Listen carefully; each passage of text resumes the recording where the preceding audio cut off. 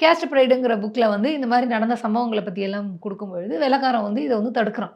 உயிரோட ஒரு மனிதரை நீங்கள் போட்டு எரிக்கிறீங்களே, நம்ம எதுக்கு வெள்ளைக்காரனை வந்து ஏற்றுக்கிறோம் அப்படின்னா, அவன் அத்தனை கொடுமைகள் பண்ணியும் ஒரு பக்கம் ஏன் நம்ம சப்போர்ட் பண்ண வேண்டியிருக்குன்னா, சைல்டு மேரேஜையும் இந்த மாதிரி உடன்கட்டை ஏறுதலையும் அவங்களாம் வந்து தடுத்து நிறுத்தினான். அப்படி வந்து கேட்குறாங்க. ரூல்ஸ் வருது, இந்த மாதிரி எரிக்கக்கூடாதுன்னு சட்டத்தெல்லாம் வெள்ளைக்காரன் கொண்டு வரான்.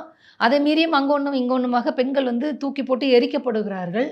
அப்போ அந்த சடங்கு செய்யக்கூடிய அந்த ஒஷந்த ஜாதி குரூப் என்ன சொல்லிச்சு அப்படின்னு சொன்னால், அந்த அந்த பெண் பத்தினி. அவ ஏறி உக்காந்தோன்னா அதுவே கப கப கபன்னு எரிய ஆரம்பிச்சது.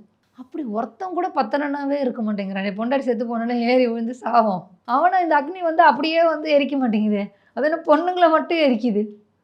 கேஸு கேட்குறாங்க. ஐயோ இது மாதிரி எரிக்கிறது தப்பு, யார் எரிச்சா அவனை வந்து ஜெயிலில் போடணும்னு பார்த்தா, அந்த பெண் கணவனுடைய சிதையில் விழுந்து சாகணும்னு நினச்ச பெண் பத்தினி.